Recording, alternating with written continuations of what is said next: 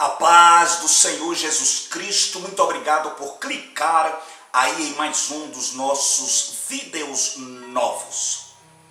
Israel passou cerca de 400 anos escravizado na terra do Egito. Deus levanta Moisés depois das 10 pragas, o povo vai peregrinar no deserto. E o interessante é que Israel passa cerca de 40 anos no deserto e Deus constrói através dos seus filhos, os conhecidos filhos de Israel, uma arca chamada Arca da Aliança, que simbolizava a presença de Deus no meio do povo.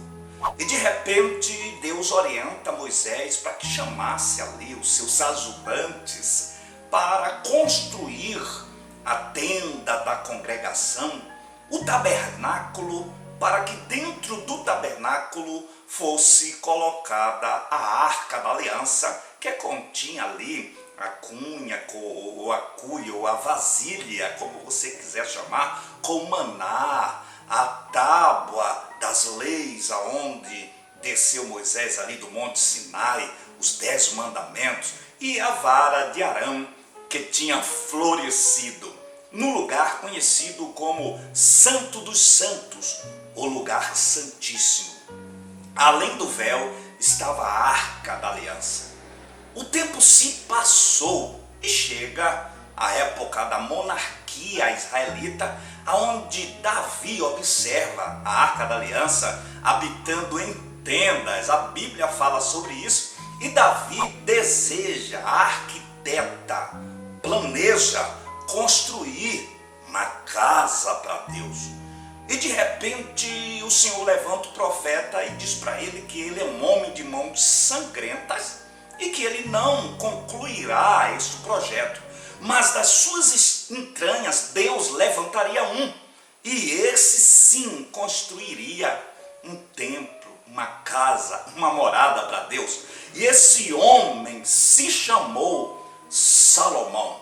Salomão deu continuidade e colocou em prática o projeto do seu pai Davi e construiu uma das maiores maravilhas da sua época, chamado o Templo de Salomão. E a glória de Deus se manifestou, está lá em 2 Crônicas capítulo 7, pode conferir aí.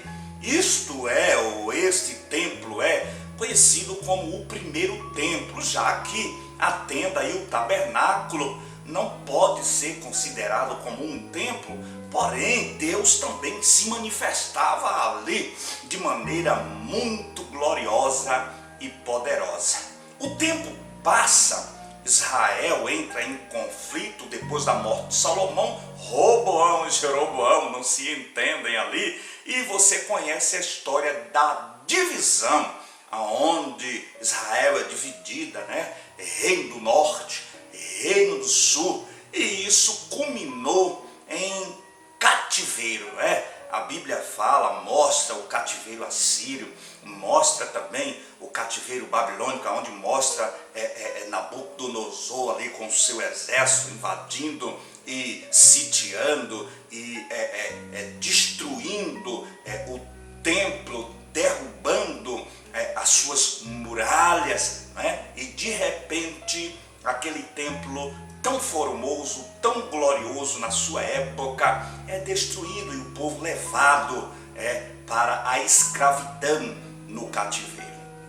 Deus levanta um homem por nome Ciro, que mais ou menos 100 anos antes do seu nascimento já existia uma profecia que está lá no livro do profeta Isaías, um homem que não tinha nem compromisso com o Deus de Israel, foi usado para assinar, se é que eu posso usar essas palavras, a carta de alforria de libertação do povo. No retorno de Israel da escravidão ali, do cativeiro, a história nos mostra um homem por nome Zorobabel, junto com Josué, que intenta a construção, mais uma vez, do templo e da morada Deus de Israel. O interessante é que a perseguição se levanta, não é? A perseguição se levanta de maneira tal que eles não resistem e passam um tempo ali com a obra estacionada, com a obra parada. Porém, Deus sempre tem os seus remanescentes na face da terra.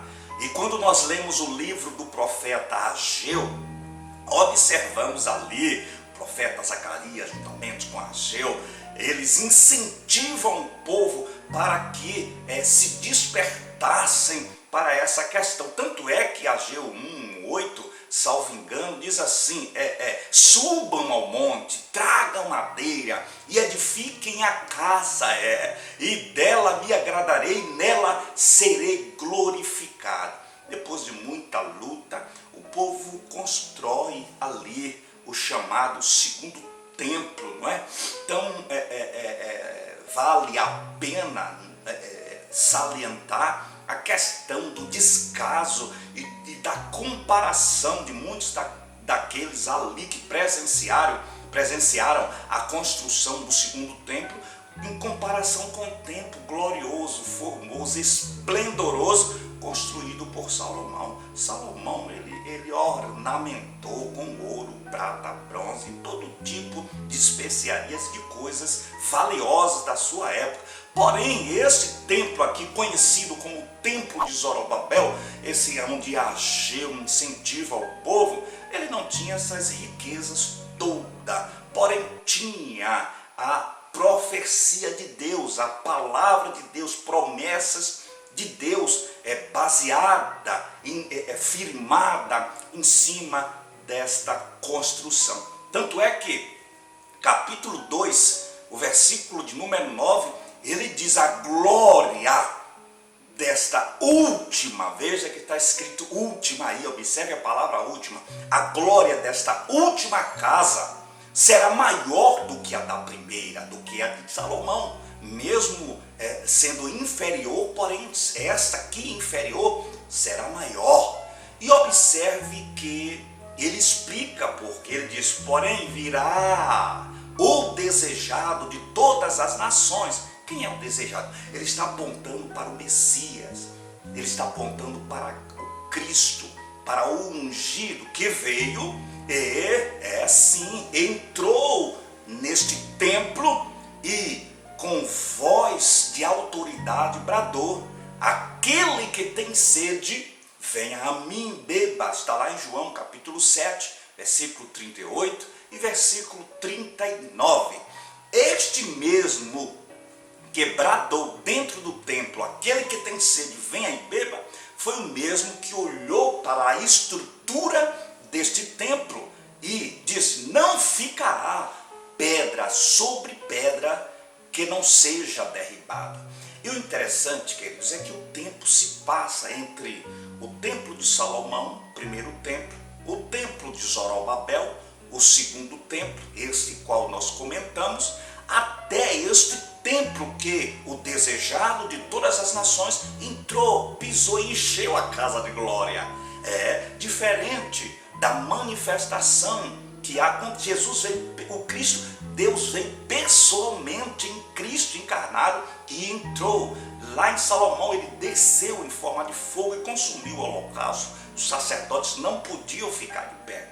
Herodes, Herodes reformou, e isso sim construiu alguns pátios e levantou o templo que já estava bem, precisando de uma reformulação, de uma reconstrução, de uma restauração. E tudo isso Herodes fez. Herodes restaurou o templo. Alguns historiadores costumam afirmar de que Herodes intentava ser reconhecido como Messias. Então esse templo da época de Cristo, do seu ministério terreno, ficou conhecido como o Templo de Herodes. 70 anos depois de Cristo, cumpre-se a sua profecia. General Tito invade, não é? A Terra Santa e ordena ali ao seu exército que destrua o templo, que toque fogo, que derrube tudo.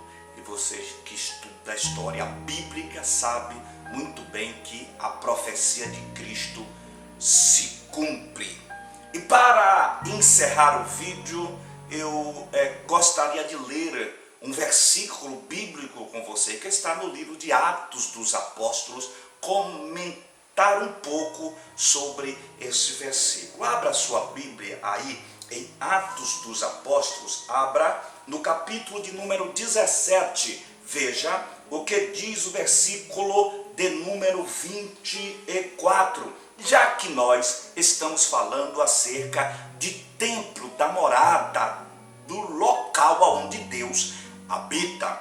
Diz assim: o Deus que fez o mundo e tudo o que nele há, sendo o Senhor do céu e da terra, não mora, não habita em templos feitos por mãos humanas. Versículo 25, nem tampouco é servido por mãos de homem, como que necessitando de alguma coisa, pois ele mesmo é quem dá a todos a vida e a respiração e todas as coisas. Olha o que o escritor diz, ele diz que Deus não habita em templos. Aí você para e me pergunta, e toda essa trabalheira, o templo de Salomão, primeiro templo, o templo de Zorobabel, aquele que eles iniciaram, pararam, a perseguição ali dos samaritanos, o governador,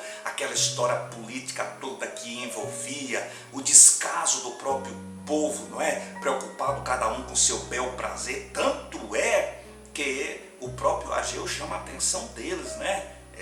E profetiza para eles o motivo, a razão pelo qual eles recebiam salário, e parecia que o salário estava sendo depositado em saco furado, né? Eles se aqueciam no inverno e não conseguiam se esquentar, e nada que eles faziam prosperava, porque eles estavam focados cada um no seu bel prazer, nos seus próprios interesses, e a obra de Deus parada.